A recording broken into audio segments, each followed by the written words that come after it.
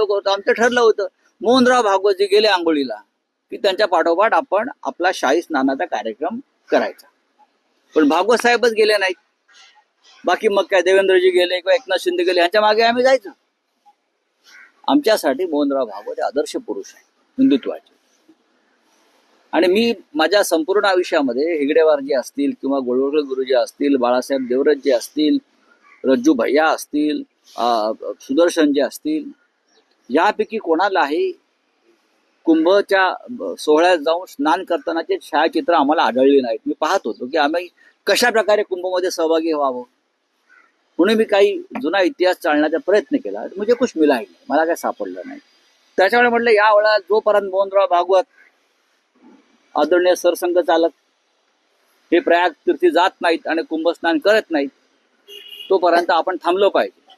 आपण त्यांच्या मार्गाने जायला पाहिजे. ते गेले नाहीत, त्याच्यामुळे आमचा कार्यक्रम होऊ शकला नाही. हे मी तुमच्या माजी मुख्यमंत्र्यांना सांगू इच्छितो. आता आम्हाला प्रश्न विचारण्याआधी तुम्ही कृपा करून नागपूरला जा, एक पत्रकार परिषद घ्या आणि आदरणीय सरसंघ चालकांना विचारा की भागवत साहेब आपण का गेला नाहीत कुंभला? आपण हिंदू आहात, आपण हिंदुत्ववादी संघटनेचे प्रमुख आहात, आपण का गेला नाहीत? हा प्रश्न विचारा आणि मग आमच्याकडे या. राऊतसाहेब, माजी मुख्यमंत्री एकनाथ शिंदे यांचा विषयच निघाला आहे. तर आज सामना संपादकीय रोखोक मध्ये जे तुम्ही एक संवाद दिलेला आहे, तो संवाद घडलाय. अमित शहा आणि एकनाथ शिंदे यांच्यातला जो संवाद आहे, हा खरा संवाद आहे की हा काल्पनिक खरा संवाद आहे? हा खरा संवाद आहे. लक्षात घ्या, पहाटे 4 वाजता एक अस्वस्थ आत्मा, राजकारणात एक अस्वस्थ आत्मा पहाटे 4 वाजता त्याच्या पक्षाच्या प्रमुखांना भेटतात, म्हणजे अमित शहाना भेटतात. अस्वस्थ आत्मा पहाटे 4 वाजता भेटतो, तेव्हा तो काय सांगेल? तो पहिली तक्रार देवेंद्र फडणवीस यांची करेल. ते तुम्ही मान्य केला पाहिजे की मला कसा त्रास होतोय, माझी कशी कोंडी केली जाते, माझे कसे अधिकार काढून घेतले जात आहेत, माझ्या बरोबरच्या मंत्र्यांच्या कशा चौकशा लावलेल्या आहेत, माझ्या बरोबरच्या आमदारांचा कसा निधी रोखलाय, याच्यावर चर्चा झाली. आणि ते असं म्हणतायत तिथे की तुमच्यावर विश्वास ठेवून आम्ही आलो, आता आम्ही काय करायचं? मला मुख्यमंत्री करा. नाही, त्यातलं एक विधान असं आहे की अमित शहा शिंदेना असं म्हणतायत की आप बीजेपी में मर्ज हो जाओ, आपका क्लेम सीएम पद पर तब रहेगा. असं झालं नाही याचा इन्कार करावा वीर सावरकरांची शपथ घेऊन. मी दुसरं कोणाची सांगणार नाही, बरं का? ही चर्चा झाली नाही अशा प्रकारे, हे त्यांनी सांगावं ना. पण राऊतसाहेब, अमित शहा आणि शिंदे यांच्यातला हा संवाद आहे तो उघड कसा होतो? बघा, बऱ्याच गोष्टी उघड होत असतात. जसा झेलेन्स्की आणि ट्रम्प मधला संवाद उघड झाला, तो प्रसार माध्यमांसमोर तसा येतो ना. ज्या गोष्टी बाहेर आणायच्या असतात ते मोठे राजकारणी आपोआप बाहेर आणतात, नक्कीच आणतात. या देशामध्ये असं होत आहे, जगभरात असं होत असतं. याच्यापेक्षा वेगळा संवाद दोघात होऊ शकतो का? होऊ शकत नाही. आणि तोच संवाद झाला. आणि हा संवाद झालाय देवेंद्र साहेबांनाही माहिती आहे. त्यांनीच सांगितलं नाही, मी असं म्हणतोय का? सोर्स होता का? हे त्यांनाही माहिती आहे की नक्की दोघांमधला संवाद काय आहे. पहाटे 4 वाजता एक अस्वस्थ आत्मा, अतृप्त आत्मा जेव्हा भेटतो तेव्हा काय संवाद होऊ शकतो? राऊतसाहेब, राज्य विधिमंडळाचं अधिवेशन सुरू होते, अर्थसंकल्पीय अधिवेशन आहे, पण पडसाद मोठे उमटणार आहेत.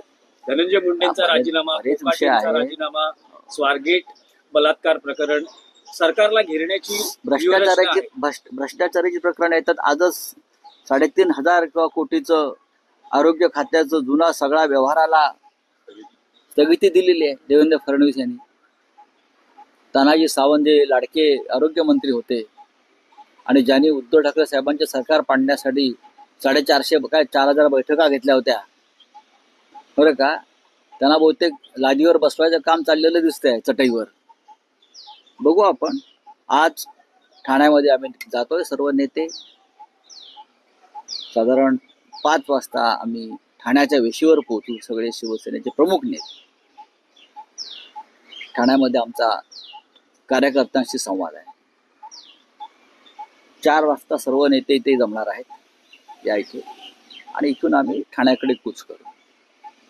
शिवसेनेच्या संघटनात्मक बांधणीसाठी महाराष्ट्रात जिल्ह्या जिल्ह्यात नेत्यांनी फिरावं अशी भूमिका पक्षप्रमुखांची आहे आणि तो आदेश पाळून आम्ही सुरुवात ठाण्यापासून करतो. त्यानंतर आम्ही मीरा भाईंदरला जाऊ, पुढल्या काही काळात मग नवी मुंबईत जाऊ, मग पालघरला जाऊ आणि मग महाराष्ट्राच्या पुढे जाऊ. राऊत साहेब, पण पुन्हा एकदा राज्य विधिमंडळाच्या अधिवेशनावर येतोय. असं म्हटलं जातंय की धनंजय मुंडे यांनी 2 दिवसापूर्वीच आपल्या पदाचा राजीनामा दिला आहे. कदाचित आज उद्या मुख्यमंत्री तो जाहीर करू शकतात. करुणा मुंडे यांनी तसं ट्विटही केलेलं आहे. मला त्याच्याविषयी माहीत नाही, कारण हा पक्षांचा अंतर्गत विषय आहे त्यांच्या.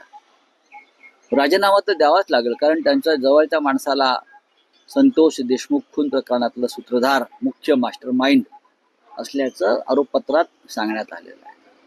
लोक म्हणतात वाल्मिक कराड आणि धनंजय मुंडे हे एकाच नाण्याच्या 2 बाजू आहेत. त्याच्यामुळे नैतिकतेच्या दृष्टिकोनातून जर हा राजीनामा मुख्यमंत्र्यांनी घेतला तर विधिमंडळामध्ये नक्की त्याचे पडसाद उमटतील. माणिकराव कोळकाडे असेल, सुरक्षेचा प्रश्न असेल, अशा अनेक गोष्टी घेऊन विधानसभेमध्ये ह्याच्यावरती मी काय विधिमंडळात नाही, मी विधानसभेत नाही किंवा मी विधान परिषदेत नाही. आता आमचे जे नेते आहेत त्या दोन्ही सभागृहातले, तुम्ही त्यांच्याशी या विषयावर संवाद आज साधा. नाही, पण या प्रकरणात तुम्ही म्हणता की तुमचे नेते मांडतील, विरोधी पक्ष नेता यावर शिवसेना युबीटी यंदा दावा सांगणार आहे. बघा, 100% सांगणार. शिवसेनेकडे 20चा आकडा आहे. आमचे जे सहकारी आहेत काँग्रेस, राष्ट्रवादी, आम्ही निवडणुका एकत्र लढलो. लक्षात घ्या, आम्ही निवडणुका वेगळ्या लढलो आणि एकत्र आलो असं नाही. तेव्हा आम्ही एकत्र आहोत. त्याच्यामुळे आम्ही साधारण 50च्या पुढे आमचा आकडा आहे आमदारांचा. आणि घटनेनुसार, नियमानुसार विरोधी पक्षनेते पद आम्हाला मिळायला पाहिजे. विरोधी पक्ष नेता कोण असेल शिवसेना युबीटी मध्ये? कारण अजूनही निर्णय झाला नाही. निर्णय झालेला आहे. आता माननीय उद्धवजी उद्यापासून विधिमंडळात आहेत, तुम्ही त्यांच्याशी संवाद साधू शकता. पण अशा वेळेस विधान परिषदेतलं विरोधी का वेगळा लढलो आणि एकत्र आलो असं नाही. तेव्हा आम्ही एकत्र आहोत. त्याच्यामुळे आम्ही साधारण 50च्या पुढे आमचा आकडा आहे आमदारांचा. आणि घटनेनुसार, नियमानुसार विरोधी पक्षनेते पद आम्हाला मिळायला पाहिजे. विरोधी पक्ष नेता कोण असेल शिवसेना युबीटी मध्ये? कारण अजूनही निर्णय झाला नाही. निर्णय झालेला आहे. आता माननीय उद्धवजी उद्यापासून विधिमंडळात आहेत, तुम्ही त्यांच्याशी संवाद साधू शकता.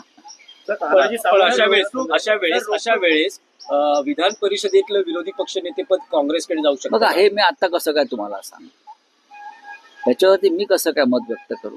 पाहू ना आपण काय कसं काय. बोला, काय क्या है? सर, सामना रोक में अमित शाह और एकनाथ शिंदे का एक कन्वर्सेशन लिखा गया है, जिसमें ये लिखा गया है कि अमित शाह ने एकनाथ शिंदे को कहा है कि बीजेपी में विलीन हो जाइए, तब मुख्यमंत्री की जो बात है वो होगी. आपने इस बात का जो रोक में जिक्र किया है, क्या कुछ जो है जानकारी इसमें सामने आई है? देखो, ये जानकारी है. ये सुबह 4 बजे एक अतृप्त आत्मा महाराष्ट्र के राजनीति का उनके हाईकमांड को मिलता है दिल्ली में 4 बजे पुणे में.